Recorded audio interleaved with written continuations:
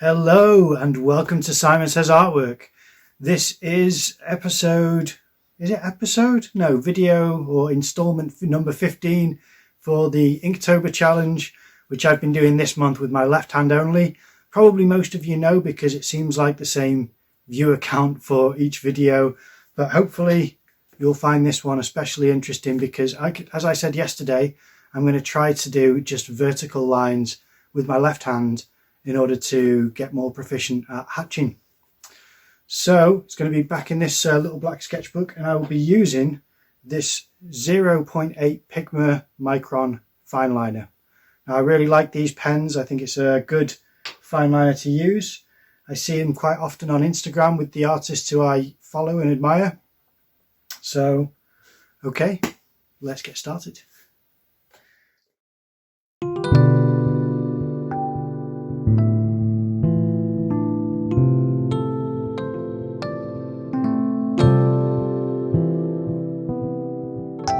Okay, so for this installment, my concentration was basically on trying to get as steady and stable and sturdy mark making line as possible.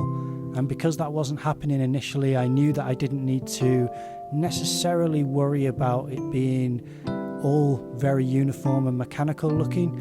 It was more just a case of trying to actually make this exercise worthwhile for a future investment of having a greater sense of control with my left hand.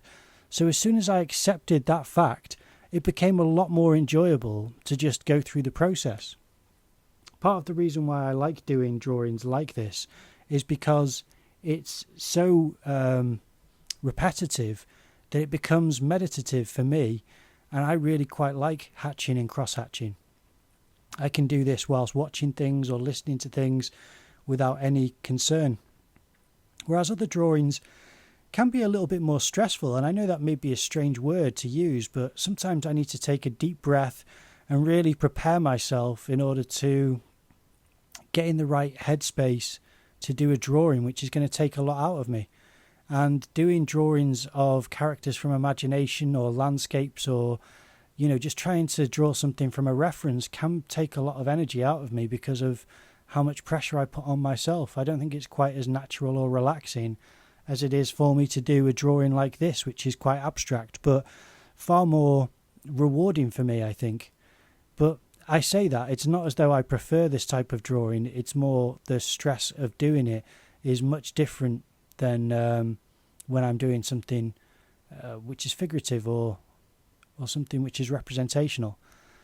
So for this, I already quite like what's happening on the page, and I think that even though I'm not consciously trying to make any shapes appear, when they do, it just starts to suggest something, representational or figurative. And I quite like that. I quite like the idea that you start to interpret things just automatically, really. And this is something which I recommend people do even if your interest lies in figurative artwork. I think that this type of practice is really enjoyable, and it's still a great lesson for artists who are trying to become better draftsmen.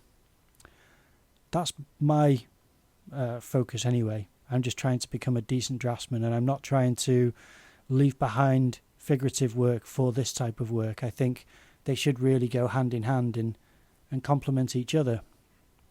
I do feel as though the better I become at drawing from imagination, the more I am ready to make images like this and take advantage of the fact that they do bring out bits of magic for the creative mind.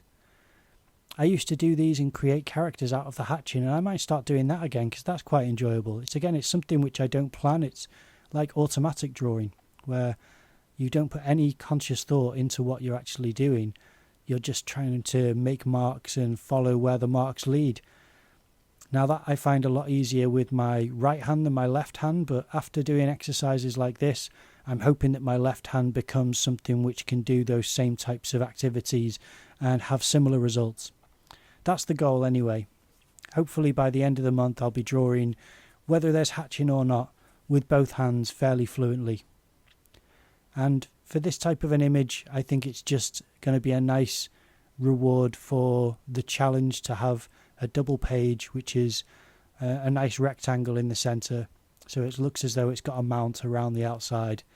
And it's definitely nice to have borders and margins on the outside. I tried to make them as even as possible, but I never actually measure or mark them out, so you can see it's a little bit off, but it's still a good amount of space blocked out in the center for this type of pattern and picture.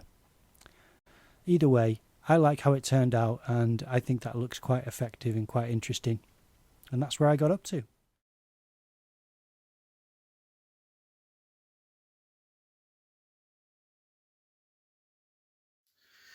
Okay, that's the drawing done. Now, I think this is quite interesting. It's almost something which I'd like to turn into a painting. Things like this I find quite fascinating. It's kind of almost, to me, and not to kind of make out as though it's on the same level, but it kind of reminds me a little bit of Van Gogh because of the way that he used to paint and draw with hatching.